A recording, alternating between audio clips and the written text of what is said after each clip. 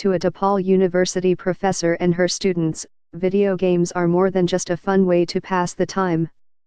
At the Deep Games Laboratory in DePaul's College of Computing and Digital Media, Associate Professor Doris Rush and her students develop video games that raise awareness for mental illness and other afflictions, and could even contribute to treatment.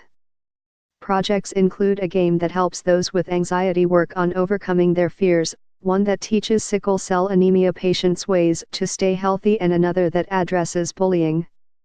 All projects at the Deep Games Lab deal with the human experience and insight into ourselves, Rush said.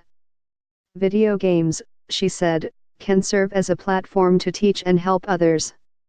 We might as well embrace that. The work at DePaul is part of a growing movement to use video games for social good.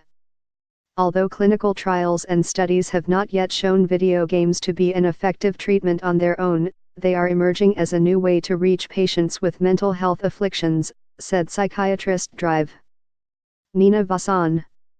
What the Deep Games Laboratory and others have done to create these new tools to treat a range of mental health disorders is very promising, she said.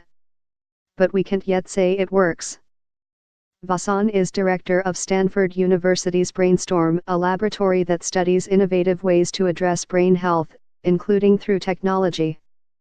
The group recently honored one of the Deep Games projects, a game called Soteria, designed for people with anxiety disorders.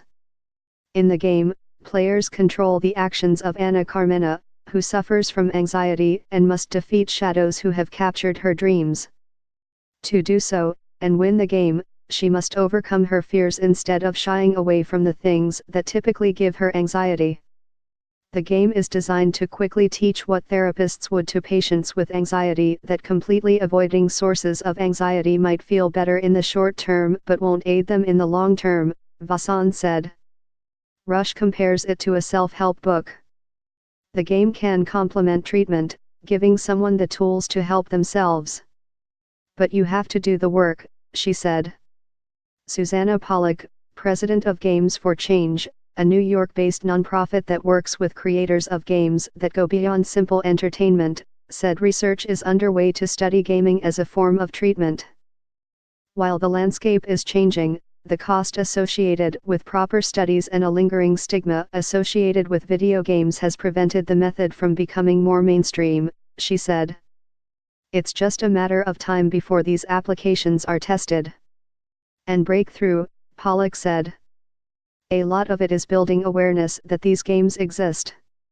While video games ideally would be used along with counseling from a mental health professional, playing a video game may be less daunting and more accessible than seeing a therapist, Vassan said. The time, cost, and stigma associated with mental health treatment keeps many from seeking help, she said. I'd rather they see a doctor, but short of that, I'd rather them play a video game than self-medicate, she said.